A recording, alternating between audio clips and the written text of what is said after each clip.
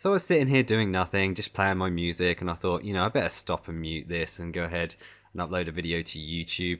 And I thought, what can I talk about? Maybe I could talk about the mouse, scrolling in the background maybe. This is something Windows doesn't do by default. It's pretty cool to have. And I thought, nah, people don't want to watch that. But then maybe they do. Some people go on YouTube just to find new content. They want to see anything. They're happy to refresh the page just to find new videos to watch. So I could do that, or I could search on Google. I mean, at the end of the day, there's always something to be found on Google. Then again, I don't really want to be that person that just takes content and copies it, and then you end up seeing exactly the same thing again later on.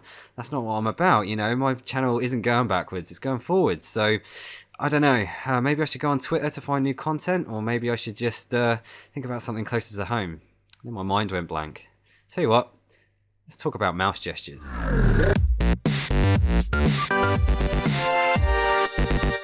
Everything you saw in that demonstration was done through the power of Strokes Plus, a free application I'll provide in the description. And all I needed to do was right click and hold it and draw my gesture I wish to perform. Pretty nice.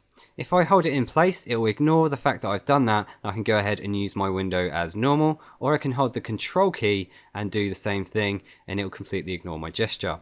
If you want to disable Strokes Plus completely, just click it in the taskbar. You can have various settings to do what gestures you wish. You can change the button to move your stuff around with, or you can go ahead and change the actions. Now, the actions is where the magic happens. As you can see, we have a bunch of basic ones, like my little copy and paste I did in that video, and I can go ahead and make a new one. So I for example, can just make a little spiral here and call it a name like pull my finger. And there is my new gesture ready to have some script attached to it. Now this uses Lua. Some people would say this is quite an easy script to learn, but you do have the option of available actions here, and it pretty much has a bunch of properties that you can change. So for example, send to monitor by handle, and go into info, it'll give me a brief description of what this actually means, how I can use it, or I can simply press the insert button. It'll give me a little description here, but it's already filled in what I want to do when I want to send it to the monitor. So that's pretty cool. It's separated by global actions, by desktop and by internet browsers, and you can add things in by applications too. So once you've done with the actions, you can also go to hotkeys. This is pretty much a standard thing where you can create shortcuts. You can do this inside Windows or use something like auto hotkey. And this is just another way you can do it. You can disable certain things with the actions and again perform those Lua scripts with those available actions.